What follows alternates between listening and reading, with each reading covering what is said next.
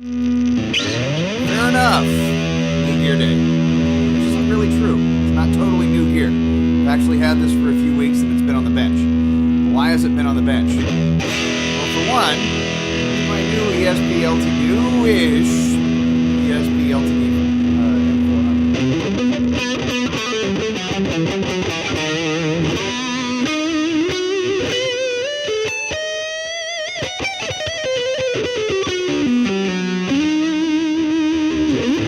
What else to do with it?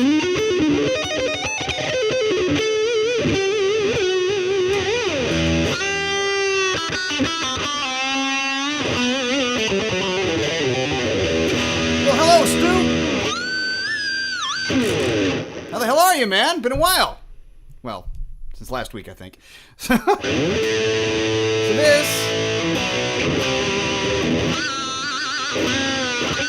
I'm not even a fan of EMGs, and it's still pretty okay.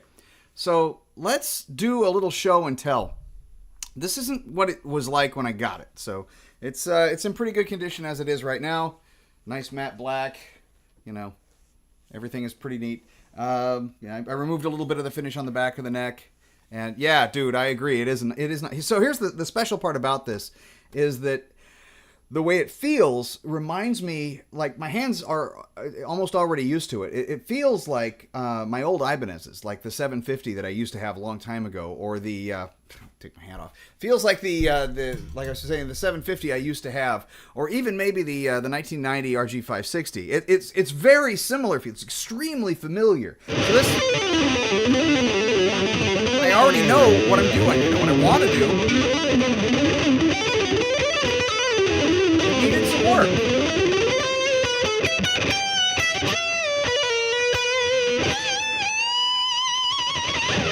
It still needs a little bit of work. That you can hear me fret out there. Take it up just a little bit more, you hear the 24th fret. Well, maybe just a little bit. It's right around here. It's just a little on the high side. Easy fix, but I don't want to do it yet. I've got other plans. So, like removing and replacing these pickups. They sound okay, but, you know, they have a battery. I just have things against that. My scruples say no battery. No. Just not going to happen. So let me find the pictures of what it was like in the past, which shouldn't take too terribly long. I originally got this off of eBay at a real auction, not a buy it now. And here we go. Let's open this up real big. And actually show you what it looks like. All kind of, there it is. All right, so here we go.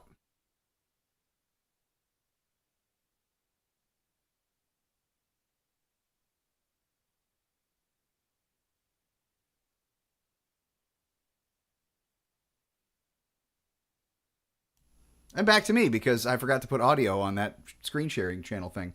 But, so as you see, it was not in the best shape. And I went ahead and I scored this for, my opinion, it's a song.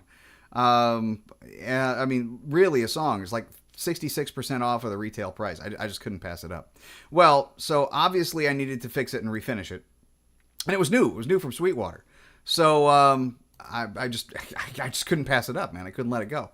So, new, with the exception of that minor dropping problem. As you can see, it's not like that now. I fixed it. So, not only did I fix it, I completely refinished it. Not only did I fix it and refinish it, I also had to give it one little bit of a fret job. It's very minor because a couple of the frets were just a little high, and I didn't really pay attention to the 24th one, and I probably should have, as much as... I mean, I did pay attention. I didn't pay enough attention to it, I guess. But, yeah, so there's that. But at some point, the EMGs are going to come out. Oh, yeah, I may have done something else. Because all EMGs have this fatal flaw to me. They decide that the volume knob is where Jackson's used to put theirs, right there. And, man, that's just in my way. You know, I can't stand it. So I'm refinishing the guitar anyway. I might as well move the volume knob and plug the hole. So I did. And that is my story.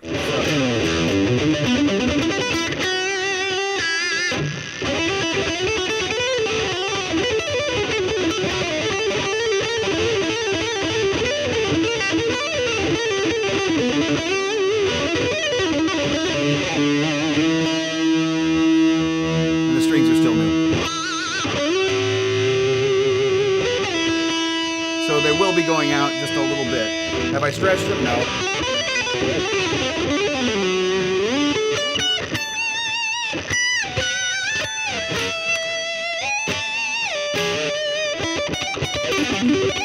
Oh, I also had to replace the volume knob. Not just the knob of the pot, I mean. Because of other issues. So, and what other issues was that? Well, as I was soldering back in the 25K pot that goes with the EMGs, they don't have lugs. I really like solder lugs. Lugs are, they'll look like this, but with a little hole in the top of them like that. It makes it real easy to just stick a wire through it and then bend it a little bit, put some solder in there, and you're good. Nice solid connection. These had legs or posts, either way you want to call them, and they just look like this. Wires don't like to go on this very well. You got to kind of wrap it a little bit, and hopefully it stays put, and then you heat it up, and you run the solder down, and maybe it's going to go, oh, I'm sorry, and it's so annoying. So the solder wound up running down in one of the posts and may have shorted it.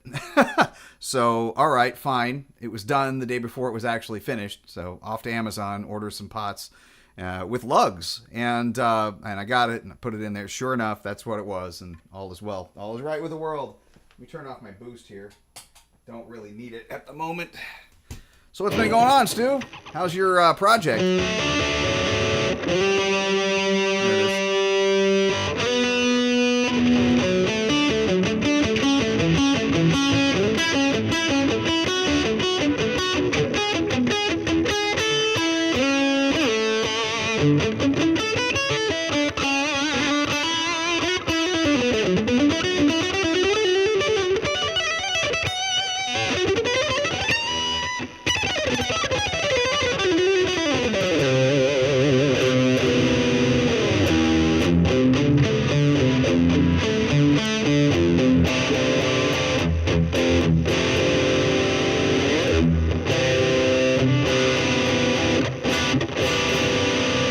Recording guitars, and I'm sorry if I'm distracting you.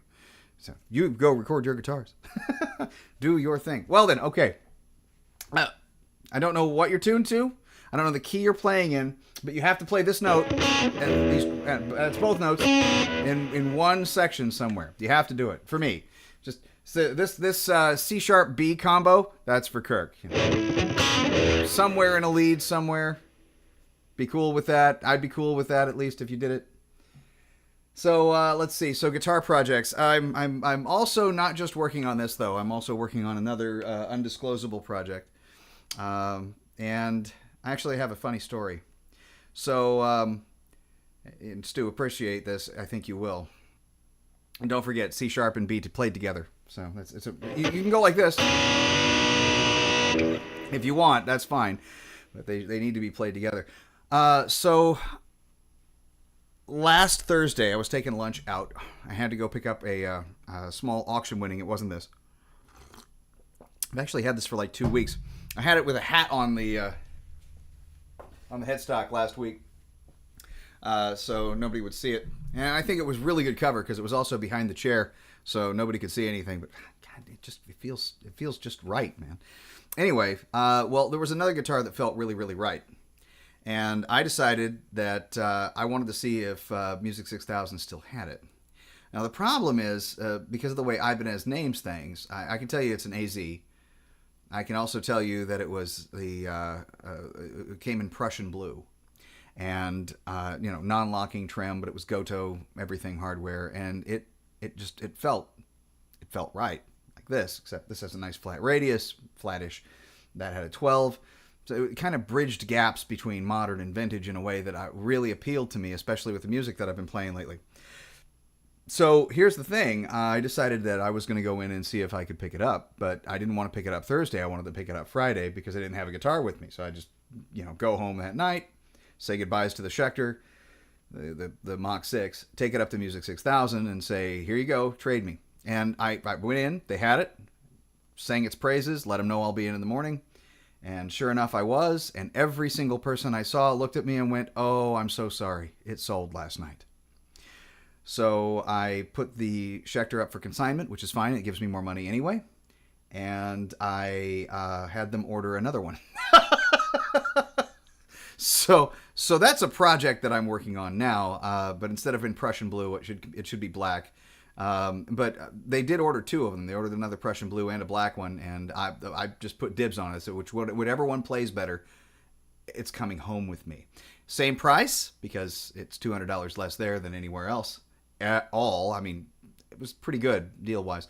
And they said, for you, yes. And I'm like, okay, because I've been a customer there for like 36 years almost. So that's really nice of them. I appreciate it and approve it. Now, so at some point in the near future, that's basically got the Hyperion pickup set, which is the Pegasus and Sentient combo. But hand wound for Ibanez specifically, and it's based on that. It's got that DNA. They don't say it is a Pegasus Sentient, but they say it's pretty much that. So I'm very excited about that. What's going in this, by the way? I'm working on a deal, hopefully, for a black winter set, blackened black winter set, so it's really dark. It fits the aesthetic of the guitar, I think, and it would be ballsy enough for me. Oh, nice LTD, Stu. I approve. So let's see here, and you've got EMG pickups. Well, I was going to say if you really like those, there's going to be another set available pretty soon. I'm not a fan. I think they're really good at like being a two-trick pony, and it really depends on exactly what you're doing. So you get it clean. I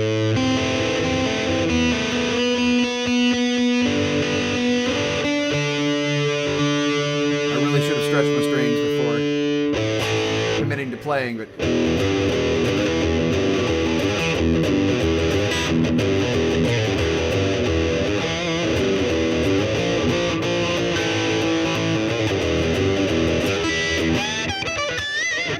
you can get some of the old rock stuff. If you hit a clean channel, you can kind of clean it up a little bit, yeah. But the signal is inherently pretty compressed. And I already kind of run a compressor, and I like my sound of my compressor a little bit more than the compressor that's built into the preamps of these pickups.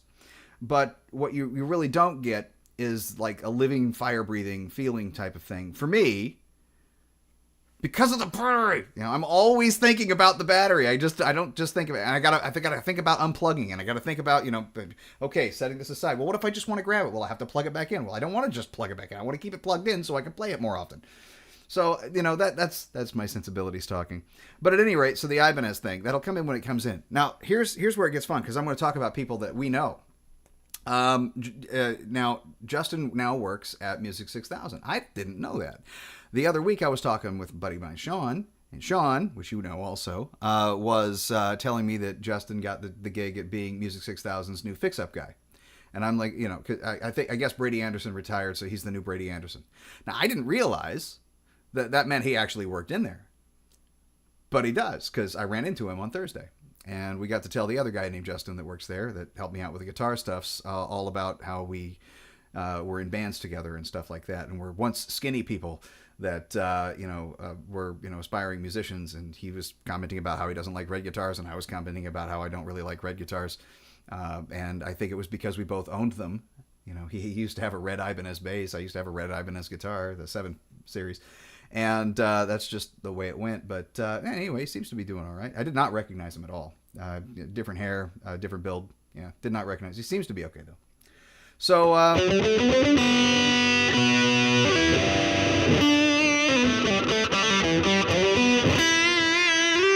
so Wednesday of last week, I got to play with people.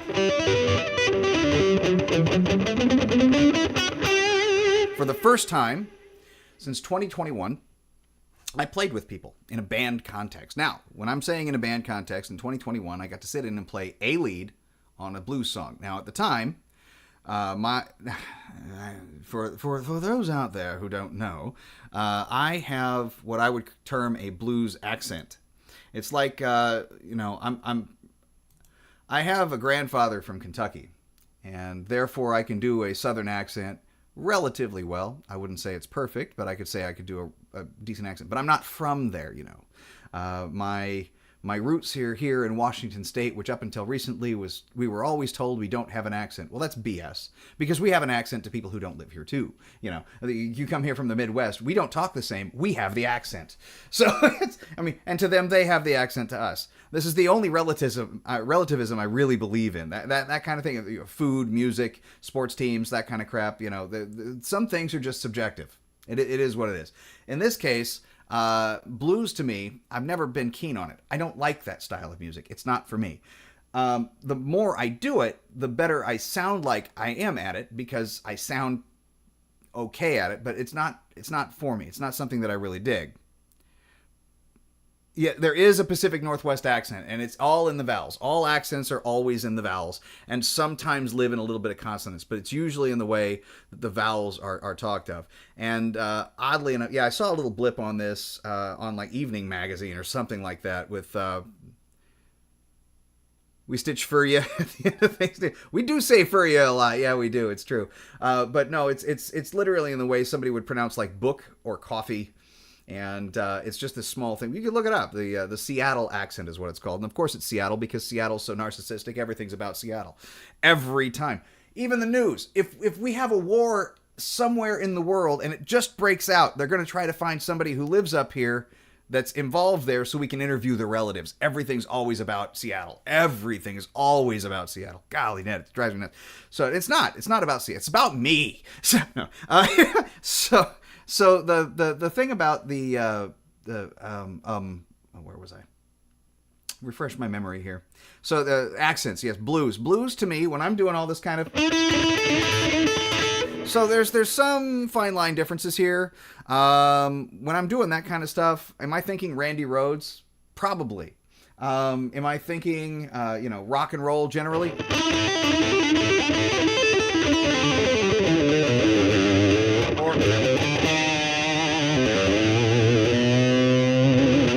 I'm thinking more along the lines of like Chris Poland and Megadeth.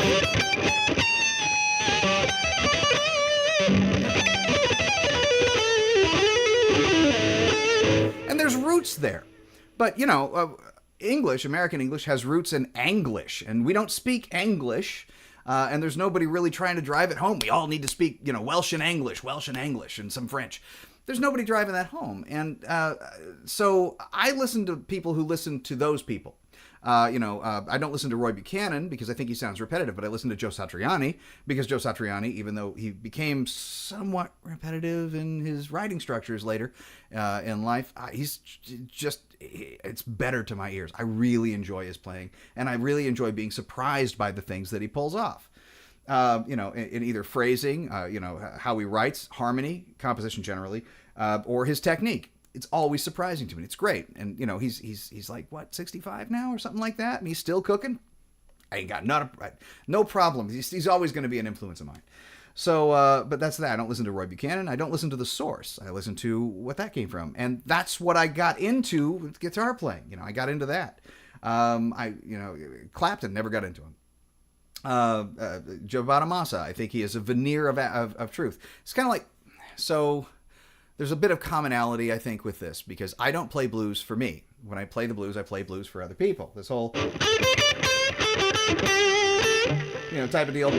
I don't phrase like that. I phrase like,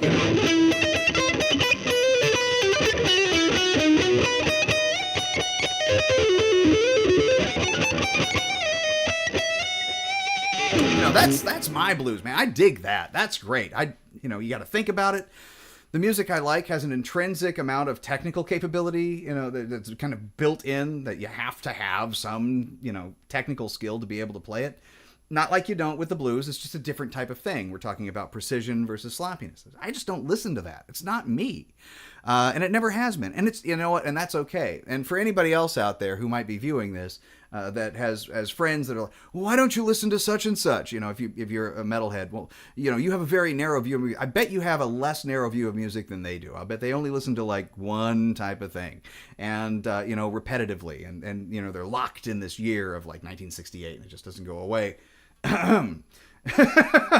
or they're, stuck with listening to like Robert Johnson, and it never goes away. But they can't move on, and they all have to play Strats, and the Strats must be sassafras body, like Virginia, or built pre 1955.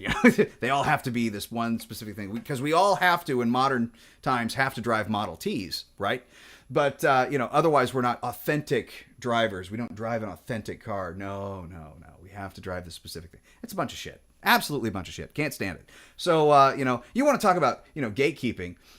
Who gatekeeps more, the blues guys or the metalheads? Come on. Be serious here. We may gatekeep about little nitpicky shit, like that's not power metal.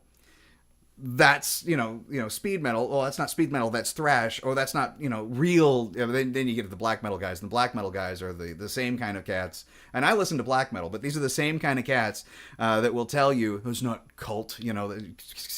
KVLT, which sounds like you're listening to KVLT. 66.6 FM. I know it don't exist, but that's okay. So that's the kind of radio voice I'm imagining with it. But it's not true cult. They're just as elitist as the blues cats. The blues cats are just as elitist as the Doors cats. They're just as elitist as the Stones cats.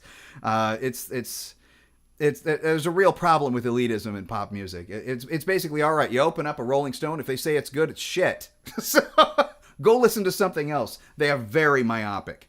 So, but at any rate, what I'm trying to say is that when I play the blues or bluesy type of music, or the 1968 type stuff, I play with an accent. It doesn't come from a place of authenticity. I don't think Joe Bonamassa, in comparison, also plays with a single hair of authenticity on his head. If you listen to him play, for instance, in his trailer, and he's just doing his own thing, not for money, he's playing like Van Halen. He is not playing at all like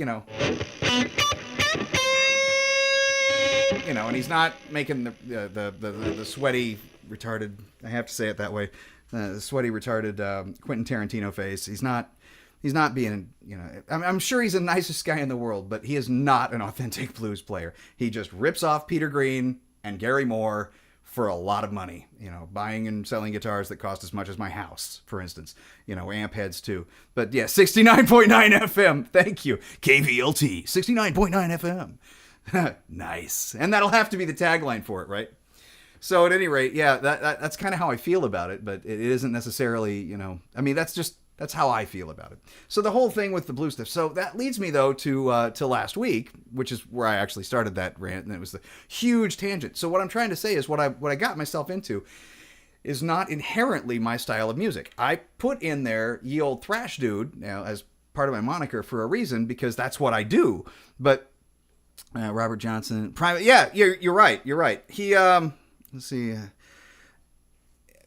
not only irrelevant, but you have to remember that this arose from a cultural thing. So there was some real smarts with the movie Crossroads, and I'm not talking about the Britney Spears one, but the one where Ralph Macchio fights the devil. Which has a minion that's Steve Vai.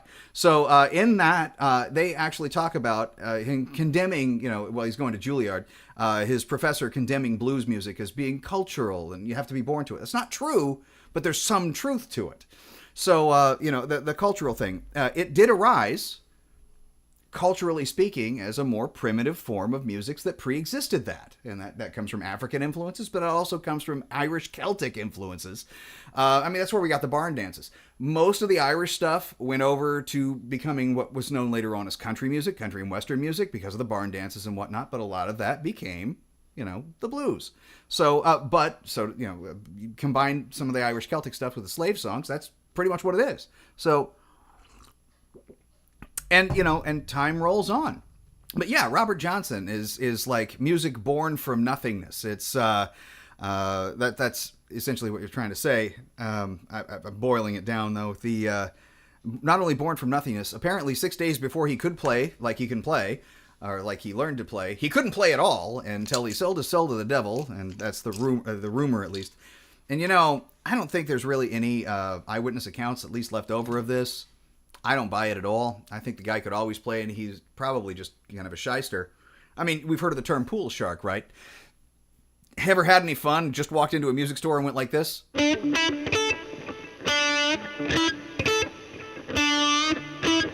Oh, oops.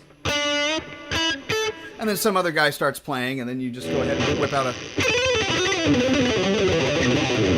You know, it's fun. It's fun to do. Well, I haven't done that in years, but, you know, it's fun to do. But at any rate, to get back to the thing about the music that I'm doing right now is so we're playing it's a varied set list, but it is rooted like in stuff that I don't really know.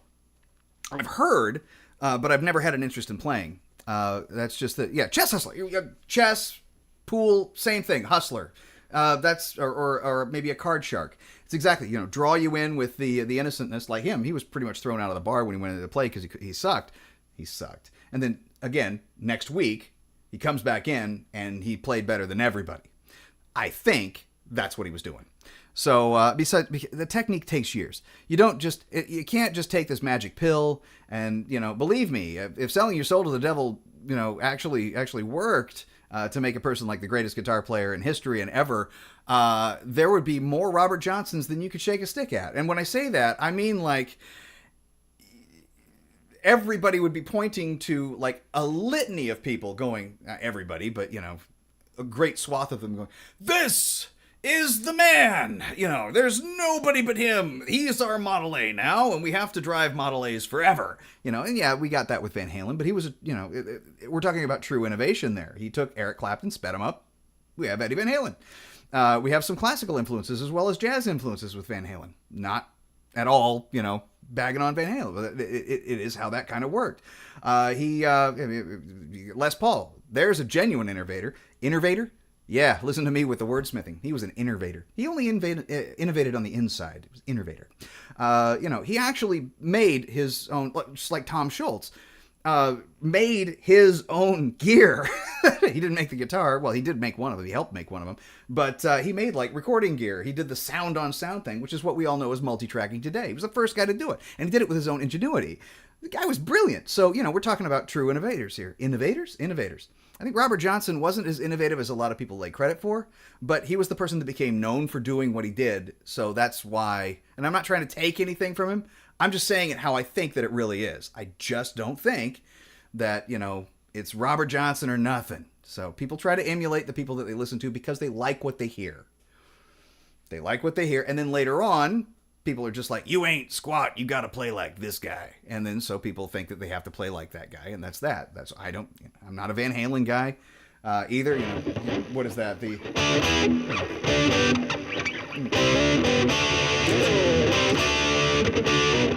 That's it. Yeah.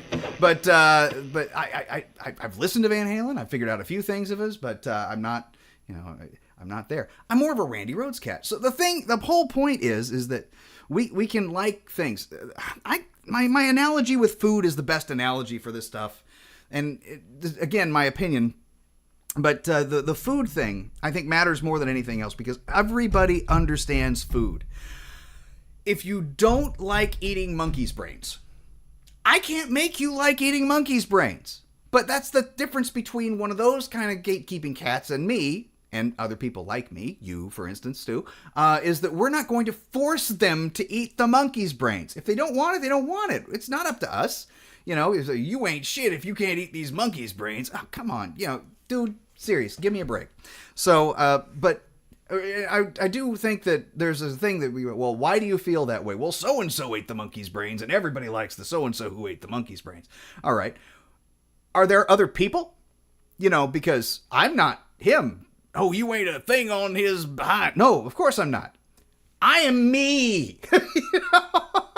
Let me be myself and not like the monkey's brains. I'll go find something else to eat. Oh, look, vanilla ice cream. I love vanilla ice cream. Let's add some caramel to it. Monkey's brains? No. No, I'll live with what I like. You eat what you like, and for whatever reason that you like it. But usually people like things, to, you know, because they like to listen to it. But that's just me, you know, rambling and musing. But okay, so on with the show though. I think. And without, if they're listening, I hope I didn't step on too many toes. But because I wasn't trying to at all, I'm just explaining that it's like I'm going to a house that's not mine, and I'm adhering to your customs. And I'm doing this willingly. It's not like, you know, all right, we're going to play a song from the Doors. Yeah, well, I get to play the keyboard part, so it's really neat. Yeah.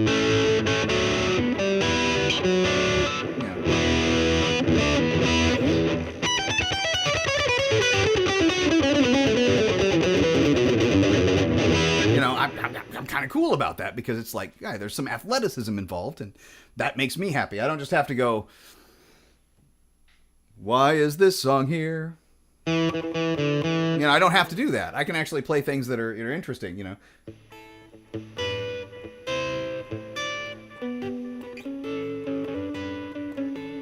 So I'm kind of cool with that, right?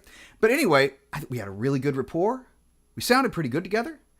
And, the two of Tim and Timmy, the drummer and the bass player, they've been playing together for a while.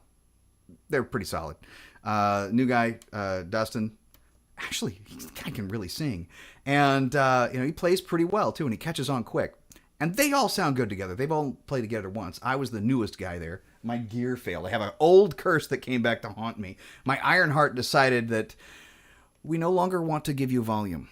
And so it kind of stopped working. Well, if you fiddled with the volume knob enough on any of them, it'll just go ahead and go, oh, I'll wake up. Okay, great. Now, I found that out when I got home. But until then, I need some deoxit to fix that. So on the next gig, next Wednesday, assuming I'm still invited after my talk, I get to bring my EVH just to make sure I'll be okay, because that one's never given me any trouble. That actually, the Ironheart hasn't either, but I played the EVH a lot longer. So I'm going to rest on my laurels with that one. So at any rate, we're now talking about this. The gig went really well. Showed up. Dustin and I went over a little bit of the Mystical Potato Head Groove thing.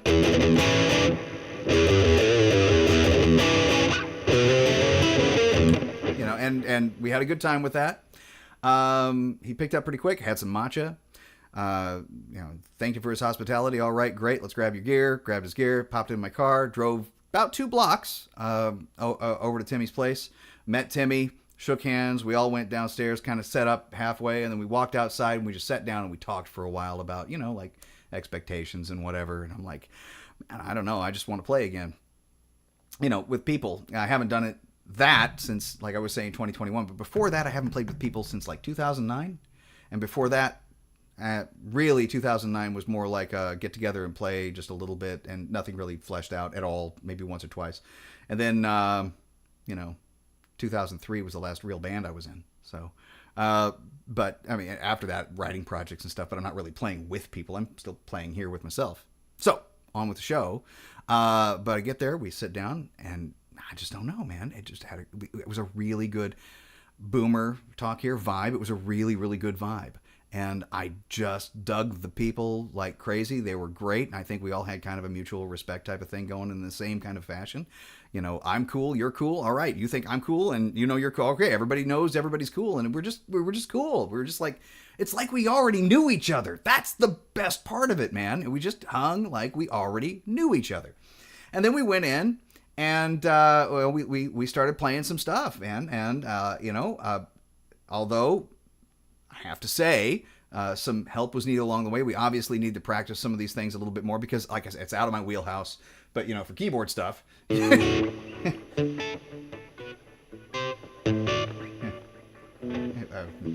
you can play that anywhere.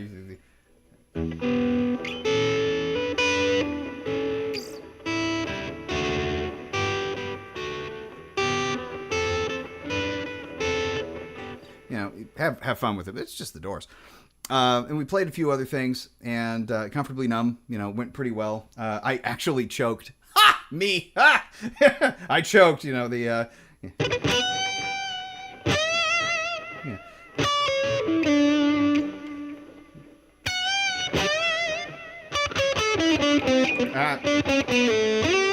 And it was at that point,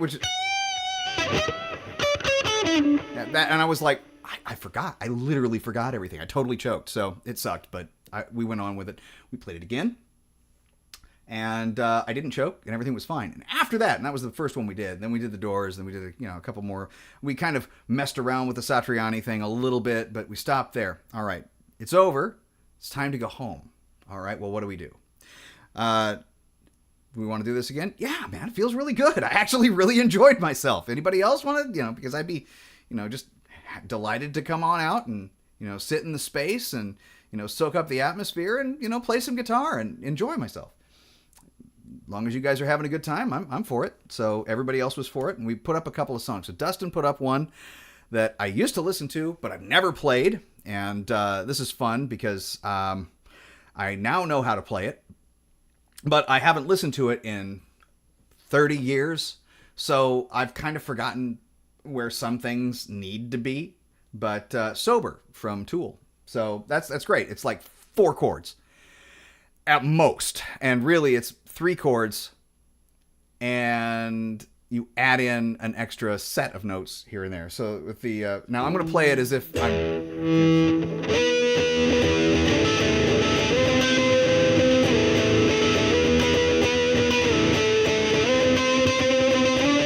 and you never play that note again. So after that it's like, and then you'll do things like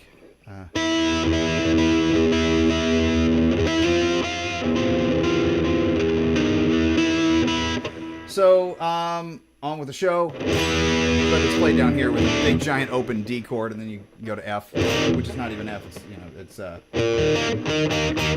hell is that? Well, it sure is. D sharp. It could be E flat either way. So you're playing that with a big old fat D sharp there.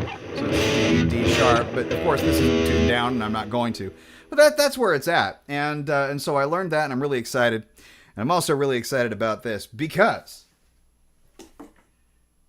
I get to pull something Rabbit-esque out of my hat. Now, I have a few other things that I've gone down the list. I'm like, I know this one. I know that. We can play a little bit of that and, you know, refresh my memory on this. And, you know, the whole... You still hear me?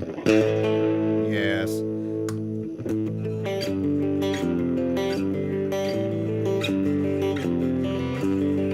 You know, give me more cowbell. You know, a little bit of that. But this...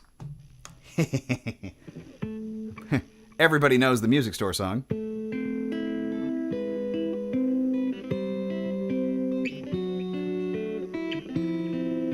And everybody knows I can screw that up. Okay. But I don't know about the little harmony part here.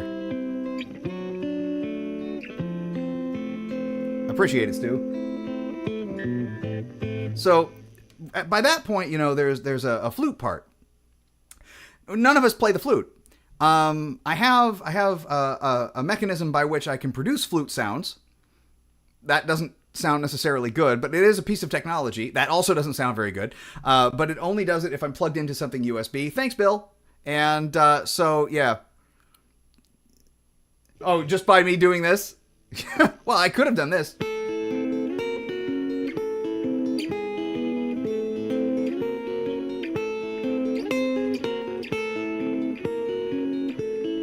You don't know.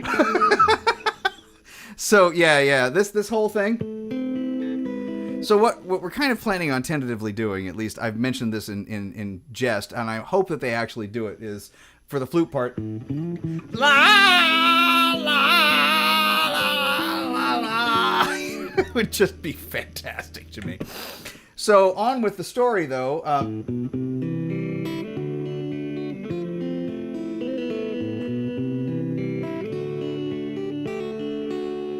Right.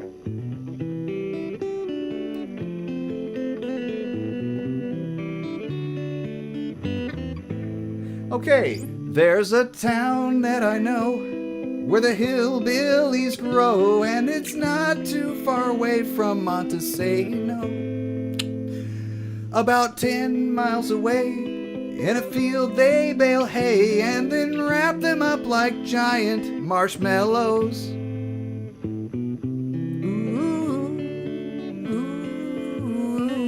She's buying a plane ticket to Elma. So, yeah, no. So, I could muse on that for a little bit. I think it would be kind of fun. But, I mean, you never can tell. Somebody might actually go, hey, you might have something there, son. And, you know, let's go for that. But, so at any rate, we put those down. And then I think there's another one.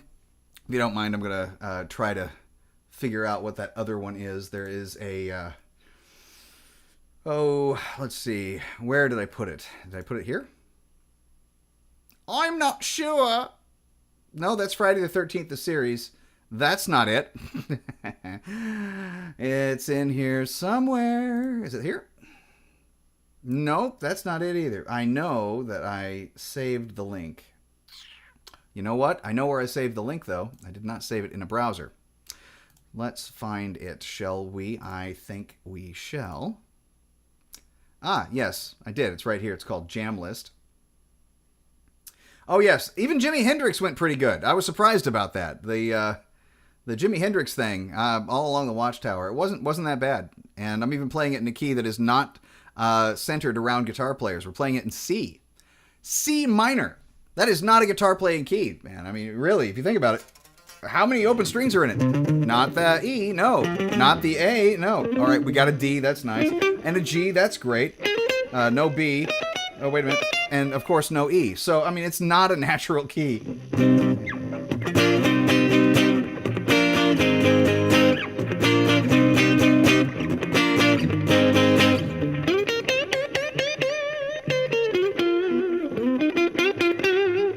Excuse me. How do they go? Yeah.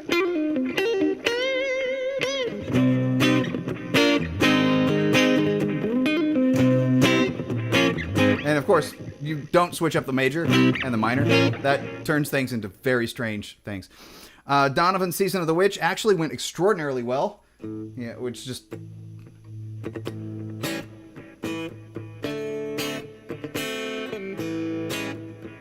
It's not major there. We can also do just a, you know. And then, same. Why not?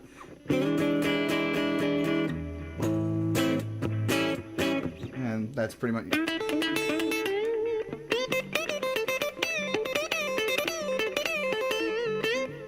So it's fine. So another tune we're going to work on kind of collectively but loosely is called Going Down. Now, they didn't know Satriani had a version of this, and I would much prefer, of course, to play Satriani's version than just about anybody else's, because that's me. Yeah. Just get the sunglasses back on and, you know, try to rock the Jonas there. But let me get some stuff back open here. At some point in the future.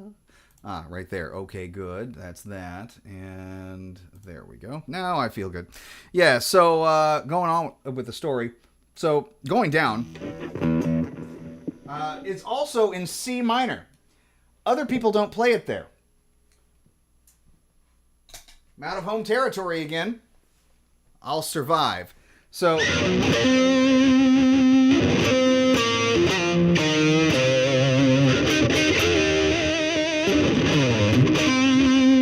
At that point, we're playing.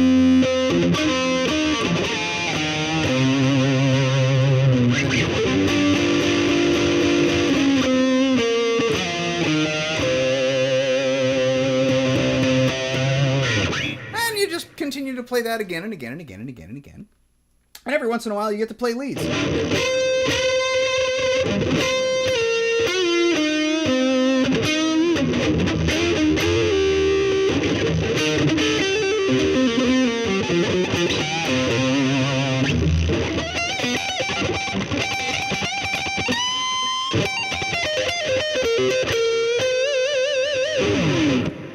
Make sure you have big vibrato, because if you don't have big vibrato, nobody's going to hear you. Everybody will pack up and go home. Big vibrato is where it's at. So that's how everybody knows. The guy knows what he's doing. It's big vibrato. So big vibrato energy. It's the term of the future, and we need to start embracing that. So, but yeah, that's all coming up next Wednesday night. Not on this channel, but I might remember to record next time and actually go ahead and post some highlights. Because, yeah, we actually sound pretty good together. We're all running through a PA, and it's all pretty well balanced. I enjoyed it. It's cool to hang out with these guys. I'm really enjoying it. And it feels like hanging out. So, I mean, you know, new experience and all, but it's a good one. I still have to write, because I know Joe plays this at like the G3 tours, and he plays it with varying people, and they all do like trade-off leads. Well, I got an idea. Because normally Joe plays with like 3 guitar players, so you have 3 solos in there, 3 main leads, where, you know, Joe will do something like, something nutty, and also play some really, you know, great Roy Buchanan-esque type of stuff. Vi would play...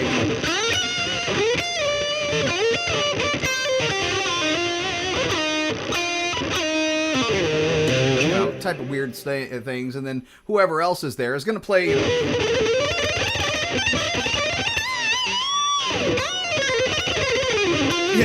Somebody's going to play some nutty stuff. Well, anyway, I got a great idea for it. I think that we can embrace this. The second guitar player, Dustin, and I could be the second guitar player to him. There's not like rank hierarchy. So we're guitar players. I think, he does a lead, I do a lead, then we got to do some sort of harmony lead. In the vein of like, what is that? Thin Lizzy. Or Lizzie Borden, for that matter. They did it too. But I think that that's in the future, and play what? Don't know. So.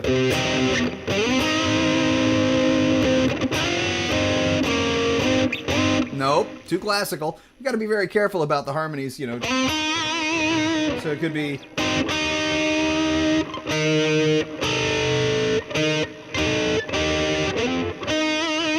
And so, if you've heard any of the stuff that I've put up recently, you may have heard me do something similar to that. With this.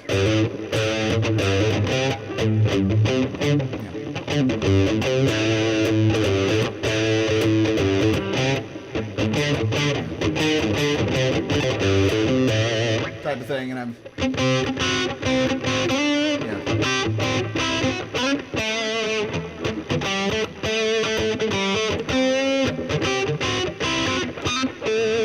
So that kind of thing.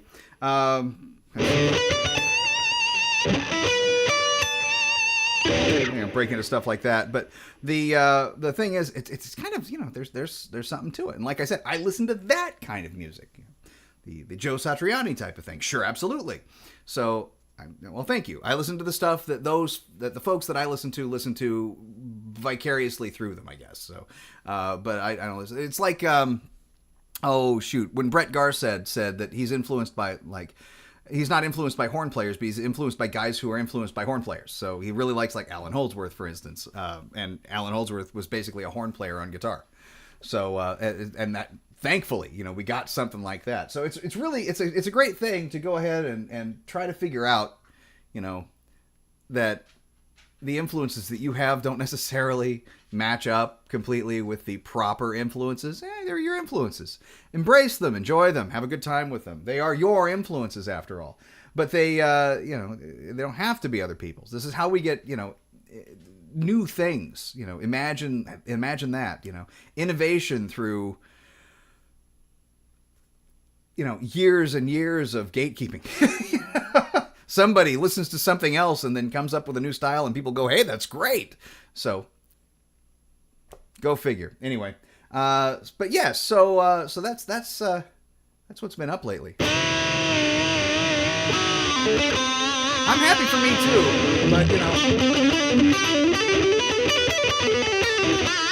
but it's all still pretty new, and we're still doing the feeling each other out, and just truth be told, I go down that list. I'll show you the list.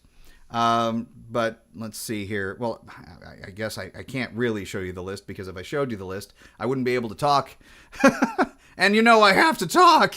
So, but, Scorpions from 82 to 85. You mean when Scorpions hit big in the States? Big City Nights, stuff like that? Of course, it wasn't. I think at that point, though, honestly, somebody's going to cancel me for this, but I have to say it. At one point, I really think Klaus Meine should have been replaced by a Japanese person, because Big Shitty Nights would have been the coolest song in the world. No, I dig them, man. I like the Scorpions between 82 and 85. When I was a kid, I was listening to the Scorpions. I gotta say, I became familiar with them around the same time I heard, Quiet Riot. It was at that emergent point where a lot of like the LA bands and some of the German bands that have been doing this for a while, the glam scene, which wasn't being known as glam at the time, they were just saying it's heavy metal. Thank you. It must have been my joke. But anyway, it's at the same time, it was the emergence of what we later became known as like 80s metal, hair metal, stuff like that. But it was a really weird time where you were getting kind of really unique acts. And you have to thank the record companies for bringing us these really unique acts within the context, because they were very good at doing that. Nowadays, it's much harder to find, because the simulation has it to where everybody has access.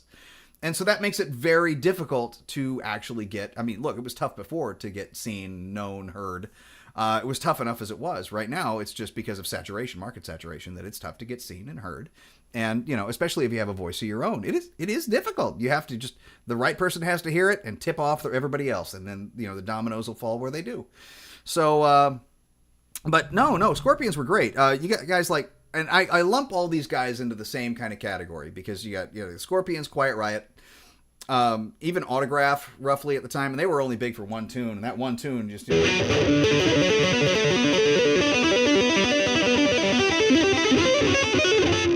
it didn't do that. That kind of thing. I'm kind of noisy. I'm going to have to troubleshoot that. Noise gate, maybe? Yeah, noise gate's not gating. That's why. I turned it down. But because, noise gates and leads are kind of natural enemies. But it is what it is. So, but if you get onto that whole trek there, I mean, look, you got guys emerging around the same time, which were a little bit harder edged, but still you kind of lump them into the same type of year. Wasp, Twisted Sister, all that, and they were really an emergent property at the time. Judas Priest was already popular, but they were at that point, they were kings because they'd already, kind of come up. There were a bunch of new cats in town. Cookies. But there were a bunch of new cats in town, and they were pioneering this whole, it was a very spirited thing. Now, did Matthias Jabs, whatever, did he influence me more than Uli Roth? In the early days, I would say probably, type of thing. Yeah, a little bit, because I'd never heard Uli. And when I finally did hear Uli, and, he kind of sings, hey, hippy-dippy, can't sing worth beans, but he's got a great, kind of a voice and message, and he's got music that's all his own. His compositional style is unrelentingly good. You cannot help but absolutely love his guitar playing. And if you're into, guys like Jason Becker and, Marty Friedman, if you don't listen to Uli Roth, I have to tell you, you're missing out hugely. Because, if you want to sound like your influences, don't listen to your influences, listen to the influences of your influences. This is why I don't sound exactly like my influences, because, I do listen to to them more than I listen to their influence. But in Uli's case, he was a special guy. I did not really listen to him in the Scorpions until much later on in life. But I enjoyed, things like Big City Nights and, what is that, Blackout, stuff like that. I really dug that. It was great. Even though he really had a blackout. Sure. But, again, I couldn't imagine the early 80s without bands like that. We had Dio, for God's sakes, around 83, 84. This is right in that, 82 to 85 territory. We had Pyromania. We had all sorts of really, really great stuff. And still say to this day, Pyromania had the best rhythm tone of any guitar stuff I've ever heard. It was just big, bold, crisp, ballsy, and, it wasn't overly saturated. And to this day, it's still my favorite rhythm tone of all time. I'm also trying to convince the guys, we need to do a Def Leppard cover because they're giving away some stuff at Sweetwater if you do one. And not if you just do a cover. I mean, you have to be like the best cover ever of one of their tunes. And I have a strange feeling it's going to go to somebody doing like a jazz rendition of it with a trio. But, what are you playing there? Let's pour some sugar on me. Pour some sugar on me. Sure, that's what it is. But they have to probably do it well. But yeah, they're giving away like $20,000, $30,000 worth of band instruments and stuff like that. Here's a really great drum kit. Here's a really great guitar. Here's another one of those. And here's a great bass. How about a PA? Here you go.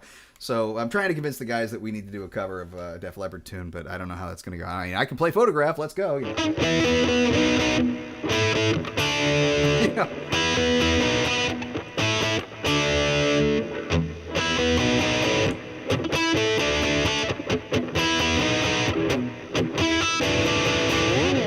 Happy to lay it down. Let's go, boys. Have no idea if Dustin can sing like that, but he might be able to. I just don't think he'd want to. Now, we're the same age, Dustin and I, and we do have different music tastes. He has the music taste that I would have if I was just a little younger than I am.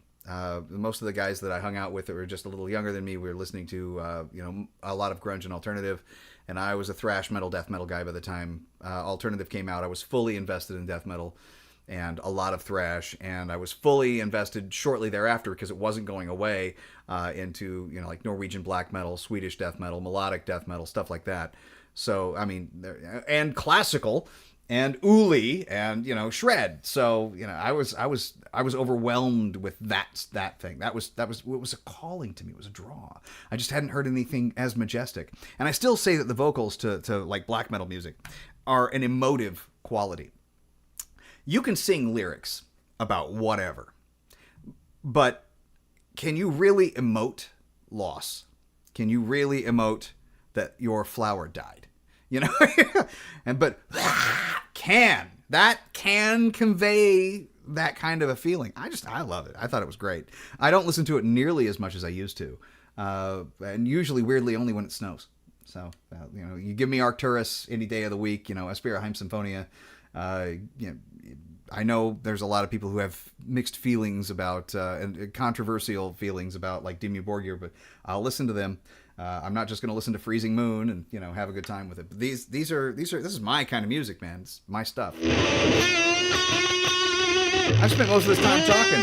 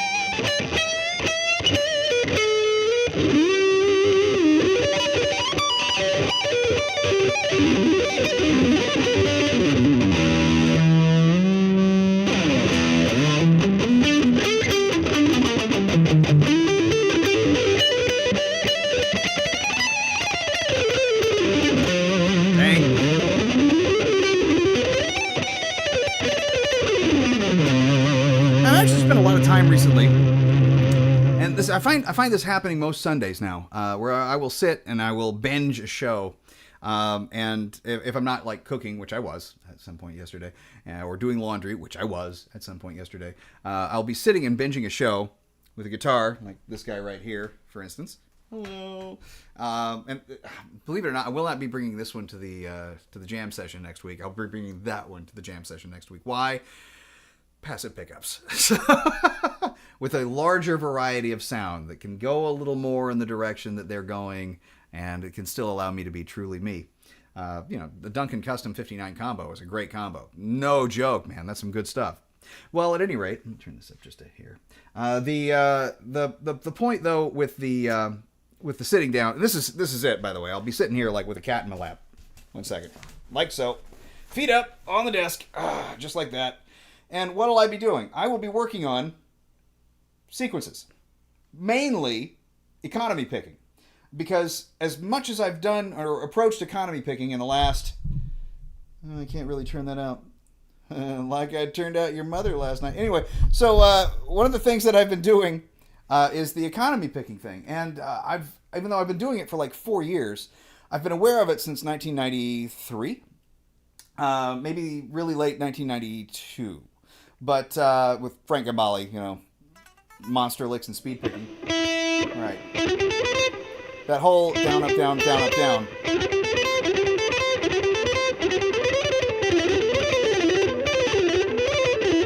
And usually, there's a cat right here, and I'm sitting here just,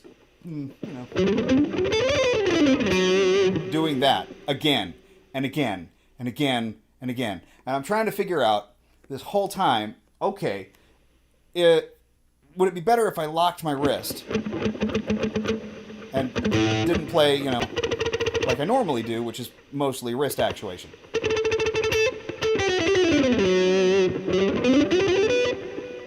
No. Maybe.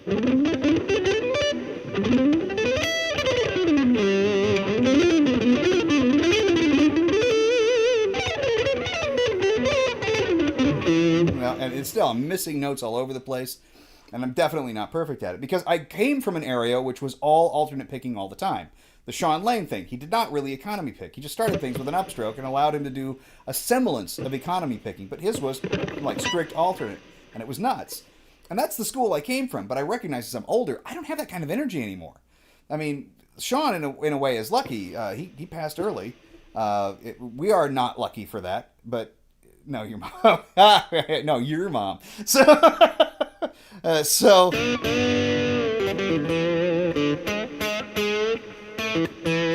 my whole suspicion, though, about the Sean Lane thing is that I think that if he did live to 50, that he probably would also start to feel like the effects of not having the energy, which I'm certainly there.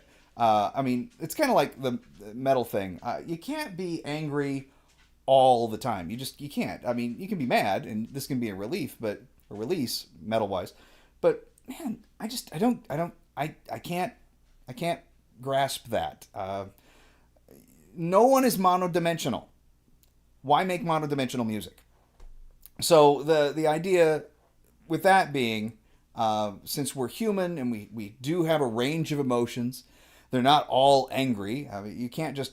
I bet you like more than just angry music. For instance, I know Stu, you do, but just in a general sense, even the metal guys, I'm sure there's more depth than just always I'm mad now all the time. No, I mean the thrash metal, they had what is that?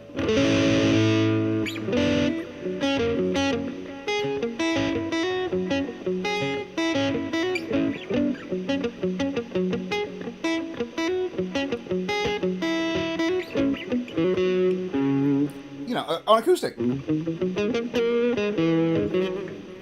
It's clearly not just bad,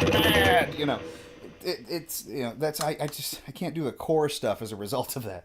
But the thrash had a range of emotions. Death metal actually had a range of emotions. And this can be clearly pointed out, of course, if you listen to Death. They are up, they give you the roller coaster. They've got the ups and downs. They've got speed. They've got, heavy. They've got, really kind of crazy, introspective, thought-provoking stuff. All musically. And, of course, probing questions with lyrical contents. But it's a different beast entirely. But this core stuff, it's like, why are you making an album which you're only always mad? I can't feel that.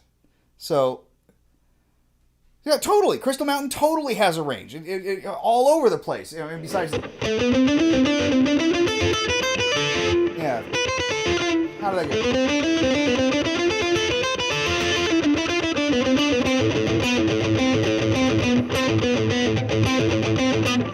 And I'm not even playing it right, but still, nevertheless, and I'm also, tuned 2 steps higher. But it totally has a range. Crystal Mountain has a range. But even prior to that, even when Death was like Death, really, really early stuff, the album Leprosy is a roller coaster. It's all over the place. There's no clean tones in Leprosy, but it's all over. You've got slow, you've got fast, you've got shuffle, you've got syncopated beats. And, there's some excellent music in there. It really is. The production's kind of shit, and that's really too bad.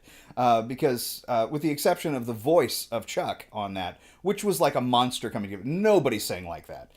It was fantastic. Now, if you get into the more grindcore stuff, like what is that? Napalm Death. The album Harmony Corruption was around the contemporary of that. If you listen to not Legion of Veracity, that's Suffocation.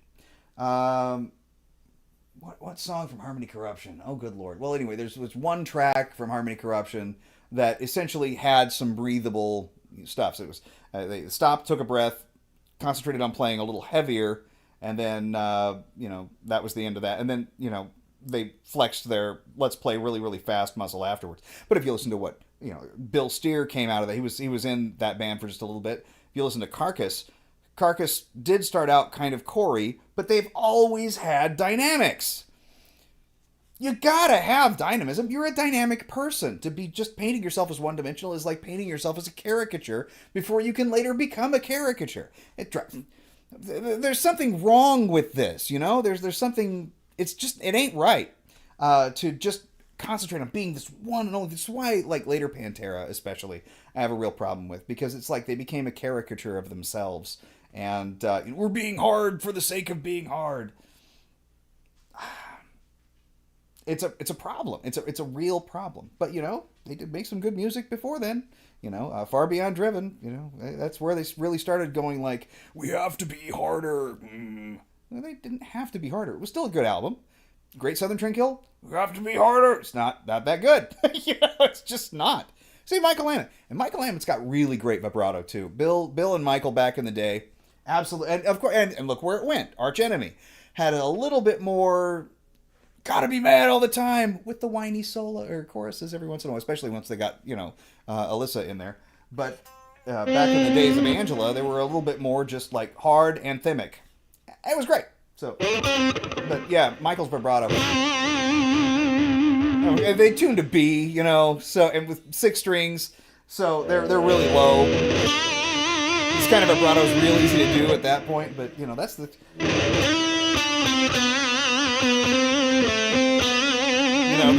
That kind of thing. Oh yeah, great stuff. But yeah. So the dynamism thing. But you were asking about like early '80s metal, and I mean, being the jaded individual that I am, you can look back on it and say it wasn't quite metal. It's hard rock. It's just hard rock with a different look and a different edge to it, and higher production values and stuff. But that's what it is. It's rock. What would I classify as metal? Judas Priest was pretty dang close. They influenced almost all of it to a degree or another, but they influenced, I think, between them and Iron Maiden, power metal more than anything else. So, and you can be, the power metal heavy, Judas Priest heavy power metal or Iron Maiden heavy power metal. So, and to look at the difference between the two, we're talking like Hammerfall versus Halloween. So, or Symphony X for that matter versus Halloween. One's going to be a little more Judas Priest than the other. And the other being a little more Iron Maiden leaning. But they both had influences basically derived directly from them. And I'll take any y'all motherfuckers on that says otherwise. So that's it. But yeah, so I'm sitting here in my chair, minding my own business, doing things like this. And I'm thinking, all right, should I manipulate my digits a little bit and try to do like a circular pattern?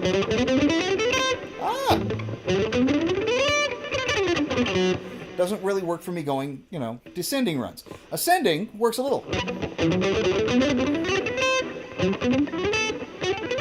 But I essentially turned from a guitar player,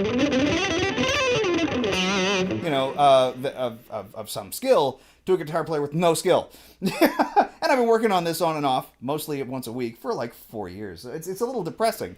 But, I mean, it's nowhere near like the type of thing. Which just kind of clicked one day. And you have to, understand, of course, teaching an old dog new tricks, especially an old dog teaching himself new tricks, becomes more difficult with age. So...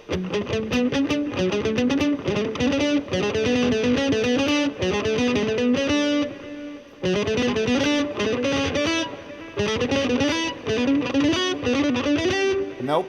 It just... I'm always missing one stroke. So, it would be like a cylinder, like an 4-cylinder engine, but really 5-cylinder engine. It's like a 5-cylinder engine that's always missing, the timing's off. You're going to get a big flub here. In other words, a backfire. And that's it.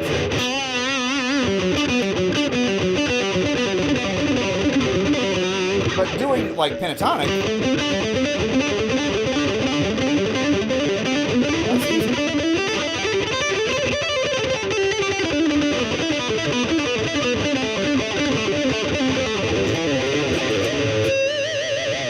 No problem. But I've been working on that for a lot longer. Like 20 years. But it's not that big of a deal. I still don't play it perfectly, but I also don't play it like that most of the time.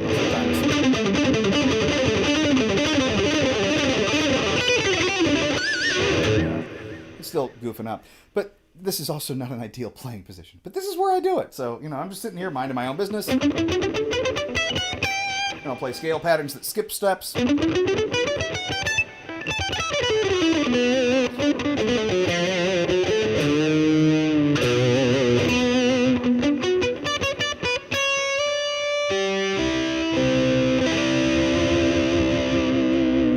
Oh, I also had to replace the base plate here. I forgot to mention that.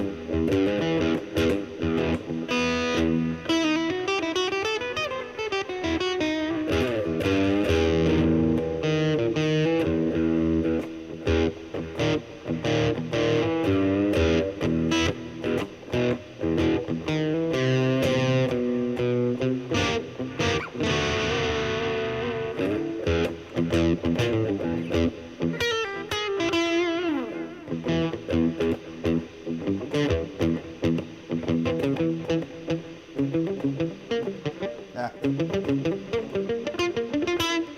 not gonna work. I want to do this, but no. So I've got to do the alternate thing.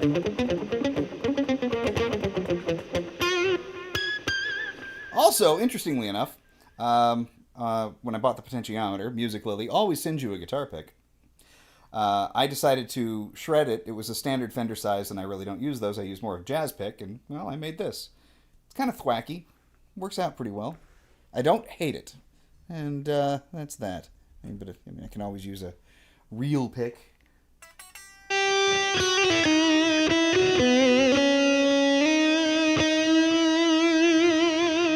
Oh, that's later on the list, too. I happen to notice Beret.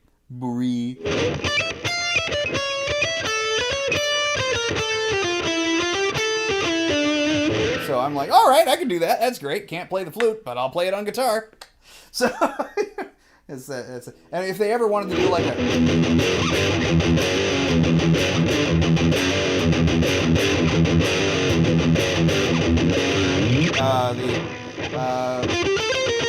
that thing.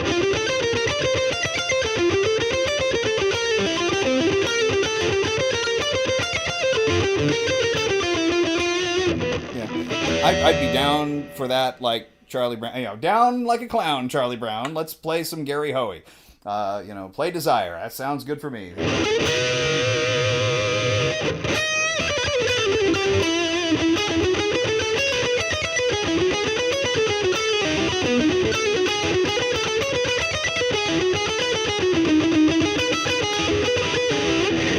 Let's go. Fine. Sounds great.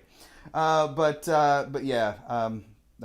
So I'm taking a peek down the list. I'm not gonna take a peek down the list now. See if there's anything that stands out. The Joe Satriani thing is coming along pretty well.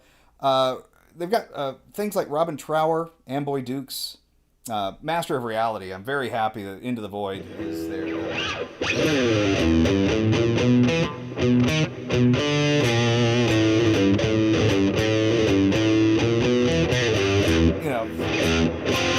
Excuse me.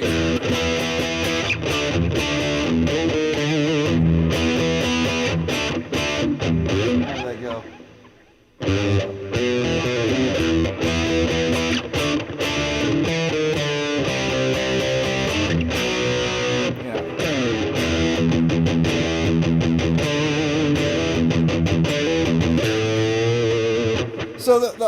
So there's one right there. In order to play that riff right, you can't rest on your laurels.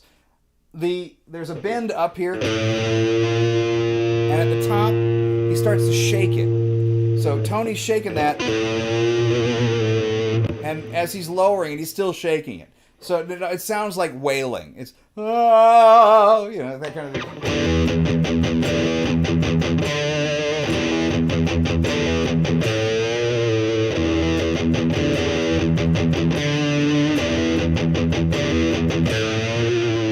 That's just great. So yeah, they've got that. I'm really happy about it. Nobody's practicing it yet. I'm practicing it because I haven't played it in a long time. But that's that. I've never heard Robin Trower's Sinner song. Never heard, Amboy Journey to the Center of the Mind. I have heard. Oh Well from Fleetwood Mac. I can't really say after I heard it, a while back. I'm not the biggest fan, but I'm happy to try because there is some challenging guitar work in there. So give it a shot. Absolutely. Doobie Brothers. Never heard Jesus Is All Right With Me, but I'll give it a go. Green Grass and High Tides from The Outlaws. Never heard it. Rock Candy from Montrose. Never heard it. Molly Hatchet, Dreams I'll Never See. Heard it once. Here. I don't hate it. It's fine. Black Dog from Zeppelin. Happy to throw down. No problem.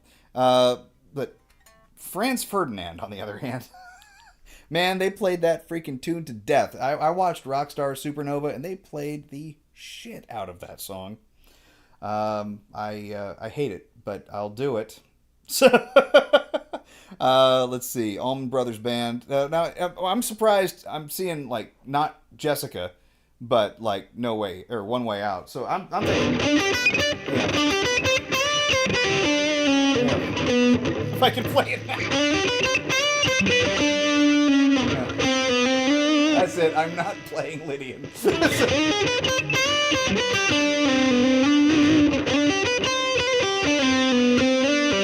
Sure, let's play that. I'll be happy to do that, but I haven't heard this one. Jet, Are You Gonna Be My Girl? Fine. Whatever. China Grove, fun song. Like that one. I haven't played that in a long time, but... Nope.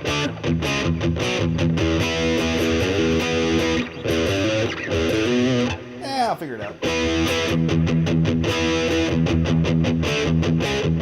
Ah. Not B, but A. That's it. Anyway. That's fun. Great. Jet, Cold Heart Bitch. Never heard of it. Strange. I'm not a funk guy at all, so... Yeah, it'll be very interesting to...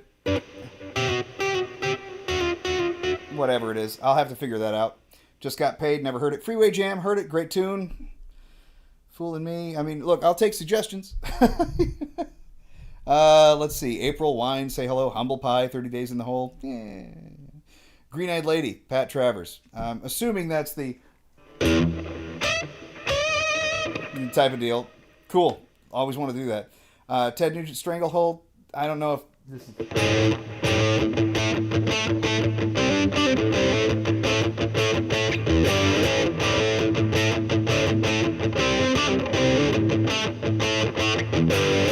I don't know, but if that's it, great. I got it. Give me Shelter. Yeah. Slow Ride. Yeah, really not the biggest fan of Foghat, but it ain't BTO, so I'm all right. But, you know, it continues on going down. And, you know, like I said, I'm familiar with a lot of these. It's not really my thing.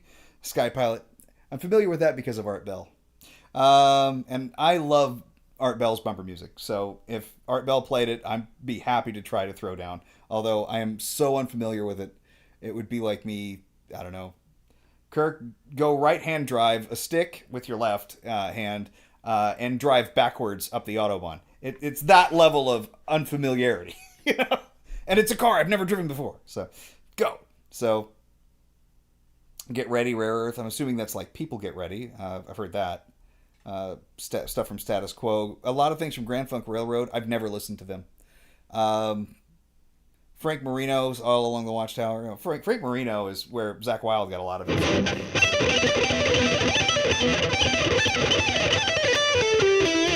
But played better.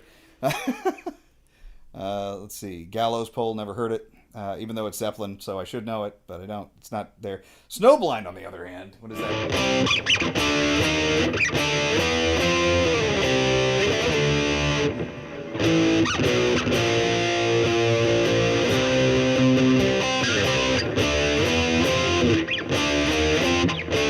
That's it.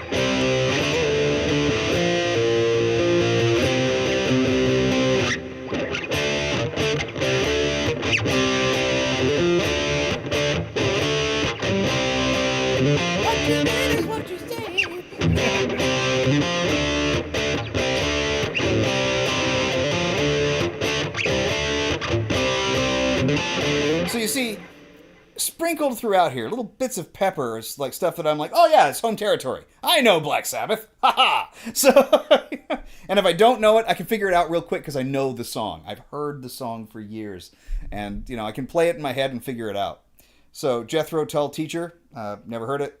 Turn to Stone, Joe Walsh. Not a big fan of Joe Walsh. Let's see. But so I really, I don't know. That's the whole thing. Let's see. Crimson and Clover, Tommy Jake and the Sundells. Never heard it. Holy crap. Oh, that's Gloria. I swear to God, I read Gojira. So, Gojira, Shadows of the Night. Well, who the heck is that? What? So, let's see here. More Donovan. I've never really listened to him.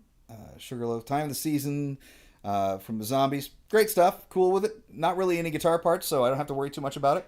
Deep Purple's Hush. My mother would have been really happy hearing that I would be playing that song.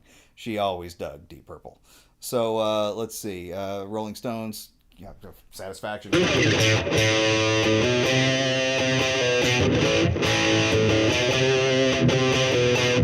sure. Okay. Born Under a Bad Sign. Cool. Paint It Black. I prefer the Glenn Tipton version better. So.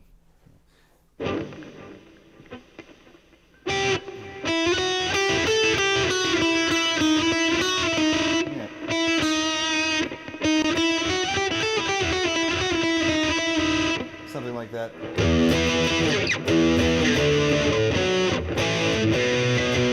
I don't know. I'll figure it out. But, I mean, I'm going to have to at some point. Strange Days. If that's anything like People Are Strange, I'm down totally like a clown with that. Charlie Brown. Heartbreaker. Zepp. Great stuff. Lola. ZZ Top. Iron Butterfly. Are we actually playing this? Yeah. Hope not.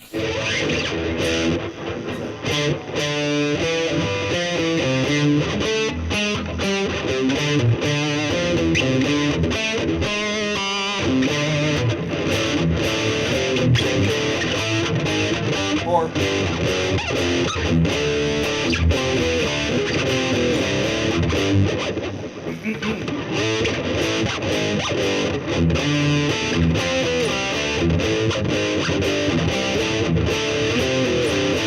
don't think they want to play it that heavy, but I think it would be fun.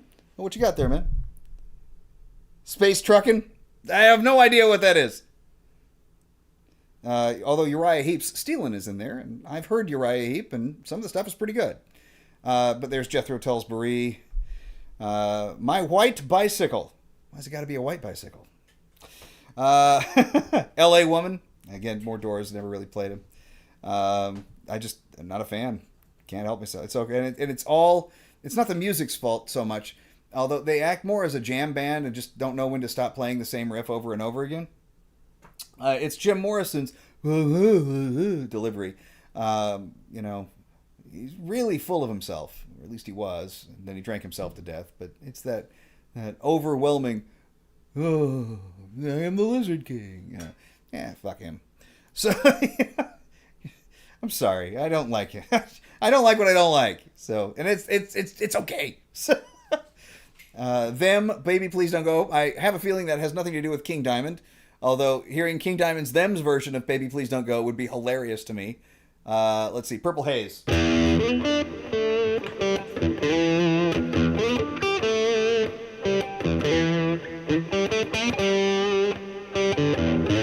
That's it.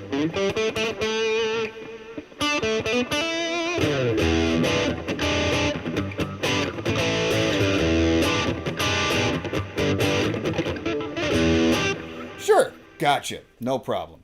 And why do I know that so well? Well, I was kind of raised on it a little bit. Heard it for the first time when I was probably 15. But the Coroner version of it is phenomenally fun, especially at the end where they play it double time. 1, 2, 3, go!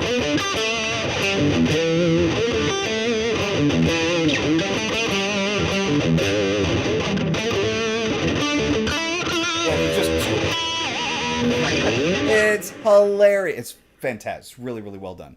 And the solo in it's a little more fun than Hendrix's version, which is kind of, it's a product of its time. And it was played well. He obviously, either was running an octave or a double track. I'm betting it was an octave, though, and some other effects. But, you can really hear where the guitar really didn't have a lot of post-note thrust. And it's not the player's fault. It's, like I said, the product of its time, where you hit a note and it just kind of, and you'll hear the first bit and then it just kind of falls off. It sustains, but the gain structure kind of falls away, and it's a product of its time. We still have problems with that, with some stuff today, but the pickups, they really aren't strong enough to carry a signal. If they're up too high, you're going to deaden the sound a little bit. Strings back then probably weren't changed very often, and were continually, hit and slammed with fire and smoke and all sorts of stuff, but in acid. I bought my strings at Ernie Ball laced with LSD, man. It was a real trip playing, I tell you. In the Light, I'll tell you what, I'd like to play the Rover. If some of these Zeppelin songs are interchangeable, if you guys are watching at all, so that little...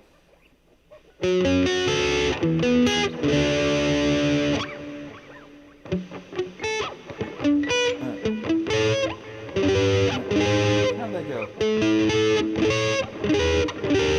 I don't know. I forget.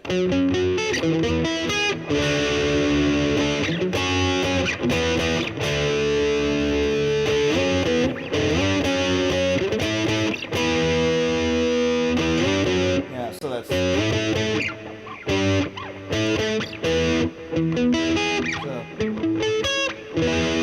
That's it.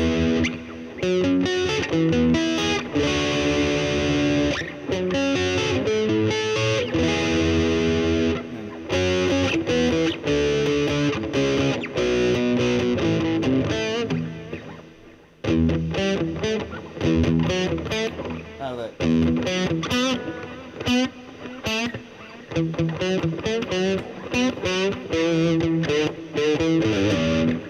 I have to figure that out again. It's been years, but I once knew how to play it when I was like 18 or 20, somewhere in there. Pink Floyd, Money. If ever you could play a 7/4 song and get away with it, Money. That will bring you money. Let's see, Whole Lot of Love, groovy on that. Notice it's the...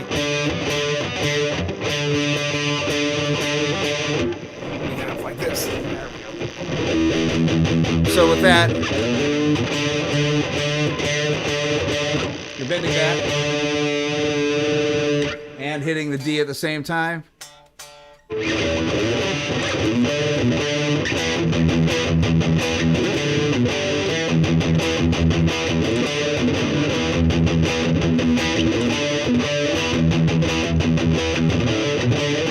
And that's the famous song about people needing Kool-Aid.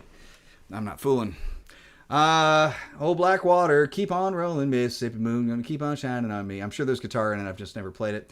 Alan Parsons Project, I, Robot, I'm a Man. Chicago, listen, if I have to play the horn section, I will. It'll be more interesting to hear than the horn section. I hate brass bands. It's not your fault if you play, I just don't like him. It's too brassy for my tender and sensitive ears. So, Frankenstein, Edgar Winter, it's kind of a gimme, And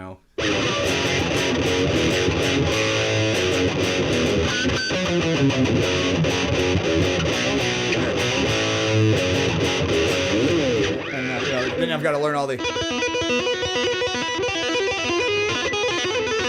I don't know it, I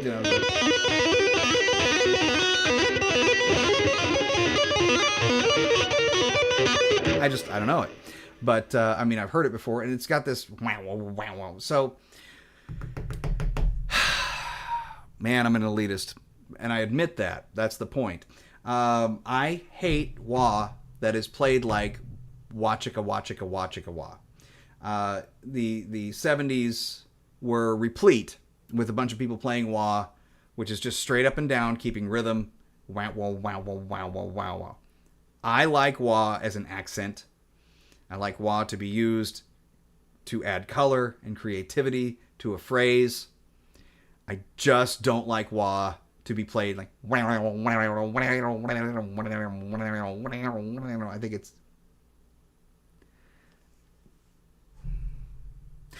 I want to say beneath me, but I just really think that it's a lack of creativity. It's like if Rembrandt made stuff with crayons. Edgar Winter was a fine guitar player. Why the would you want to do that with a wah pedal? Come on. Alternatively,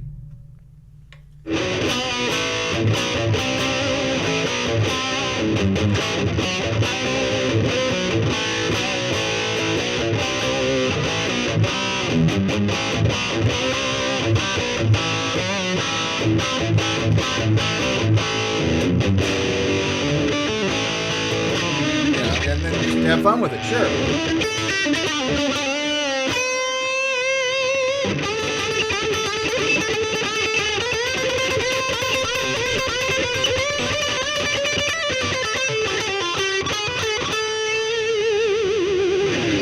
Fun. Three Dog Night. My uncle would love that. Lee Michaels, you know what? Do you know what I mean? I don't know what you mean, Lee. I've never heard you. Sly and the Family Stone, Sing a Simple Song, never heard it. Jukebox Hero. If you have a 45 round for me, let me know. Not a Foreigner fan. But it is what it is. And then there's a lot of Montrose, which I like Montrose. I've just never heard a lot of them. Ronnie Montrose is a great guitar player.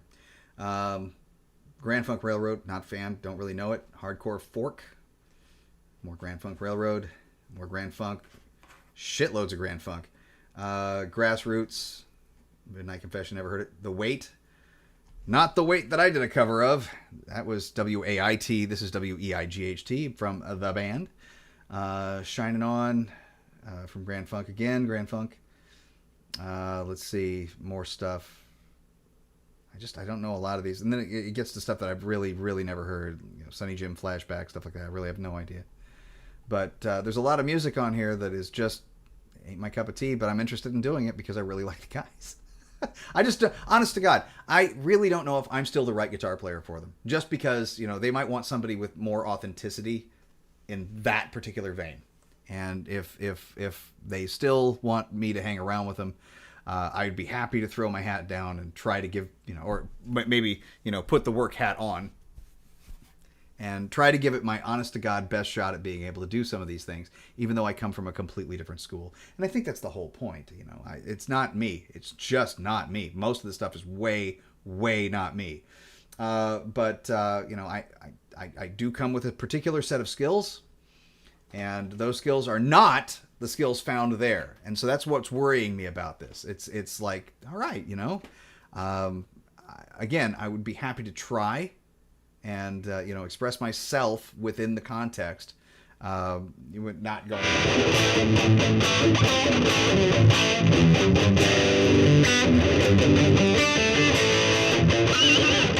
I don't want to kill everybody.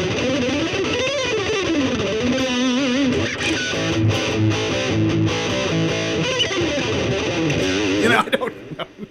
That's not my intent. I want to try to play it as authentic as possible. I just don't know if some of the parts are conducive to a guitar player that usually just does stuff like that. I mean, if it just like the Donovan stuff with the Season of the Witch, I don't like guitar leads that sing or with vocals over them. I think that the two are mutually exclusive, and I don't think that you add any like good quality to a song by, if the chorus is going on, you have a guitar lead going on at the same time.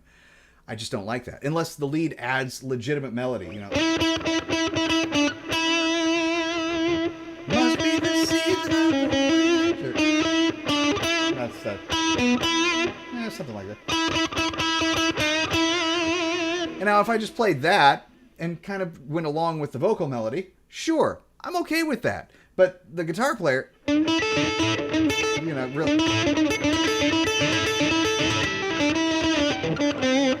just plays the standard again and again and again. Everybody plays the blues stuff. And I don't like to hear that. I think it's, I just don't like to hear it. Like adding extra salt to salt pork. It's already salt pork. Why do you need to put more salt on it? It's not called salt pork. Or super sodium pork. I've been complaining too long. I'm not really even complaining. I'm honestly just voicing concerns. I'm a little worried that, again, looking at some of the stuff in the beginning, there's kind of a balance, but we've only been adding some of the more recent stuff lately. But the further down you drill, the more I worry that, man, I don't know if they're going to want to keep me. There's a lot of stuff in there that I don't like. And there's a lot of stuff that I've just never listened to. I don't know if I'm their guy.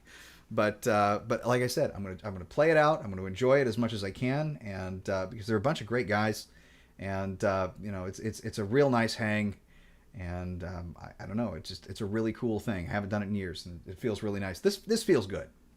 And it's avoiding an awful lot of other problems that I've had in bands of the past. There's no drug issues. There's no. I'll be frank with you. Every single band that I've been in at one point or another brings in a female singer, and that always causes problems.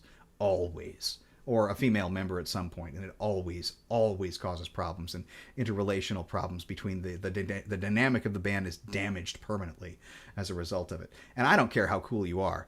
If you can pull it off, fucking great. But no band I've ever been in can. And but yet they keep pulling it. Oh, we got to get a female. These guys haven't talked about that. We're not going to do that. Very most likely, we've got the members that we need, and that's it. Except for maybe a keyboardist, which would be really nice to have. But that's that. But yeah, there's no ruinous dynamic.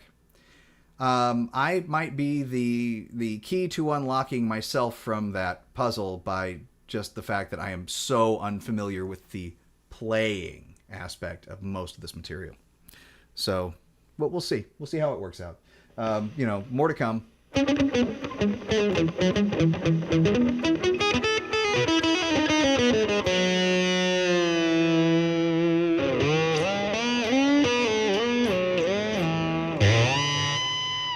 Actually, I've been listening to a lot. One thing I have been doing lately is I've been listening to a lot of a band called Batmobile. It's well out of my wheelhouse again, but it's fun. And I've kind of been goofing off with one of the things.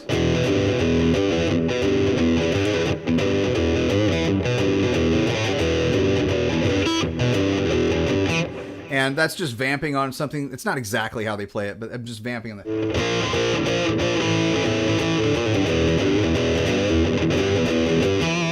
It's called Calamity Man. Look it up. It's great. I can barely understand any of the lyrics the guy's saying. I think it's fantastic, though.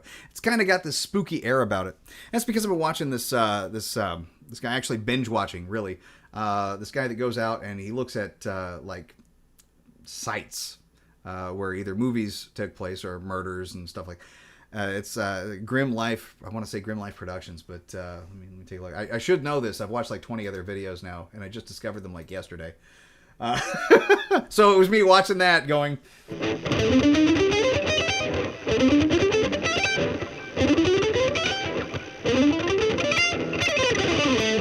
It's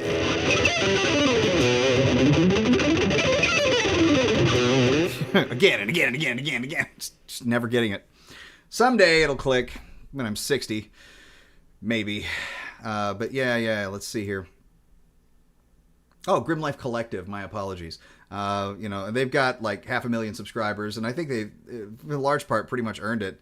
When they tell you about bad things that took place, they just tell you matter of factly, these bad things took place, and they just tell it to you that way. This is not cool stuff.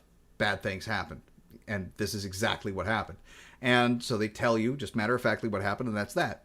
I mean, right now we're exploring. I'm watching them explore an abandoned castle in Scotland that was used as motivation for Bram Stoker's Dracula before it fell into complete disrepair with no roofs and stuff because they didn't want to pay taxes on it in the 1900s. This thing survived into the 1920s, and then all of a sudden it wasn't even bombed out. It looks like a bombed out husk. It was built back in the 1600s. Sine Castle, fantastic. Science Castle. Sorry, really. Slane's Castle. No, either way. Yeah, that's it. But fantastic site. And apparently, you read some of the stuff. It's like they went into the center of the castle with an octagonal room and no windows and blah. That's really there. It's just like it. And it's totally, enveloped in fog and stuff. But they've got some really, really great stuff, and it's binge watchable. So binge watch and play. Binge watch and play.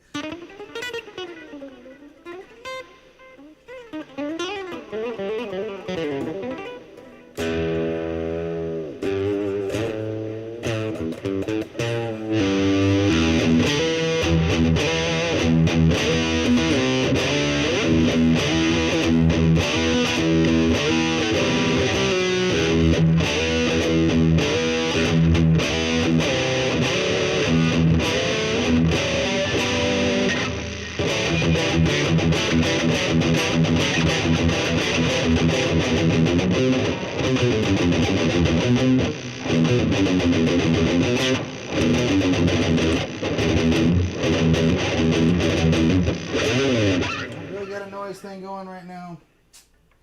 Not liking that. Of course, it could be all this, but all I did was take the wiring out and put it back in as it was.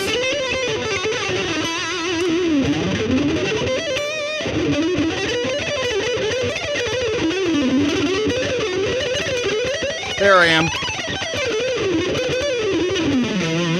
I got to get back into... So one of the things that's problematic with... And I'm going to get off of here, but one of the things that's really problematic with the economy picking, right, is that when you're playing, you really kind of have to do the downward pick slant thing and the upward pick slant thing when going back like this. Well, again, I come from the school of just alternate picking, and I'm much more of a straight alternate picker. So if I get in the mode of going like this, not a good thing. I can do upward pick slanting a little, and that helps.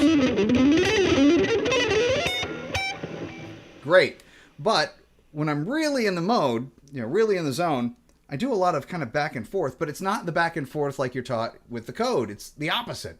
So if I'm going up, I've got the upward. But it's kind of a flick when crossing over the string.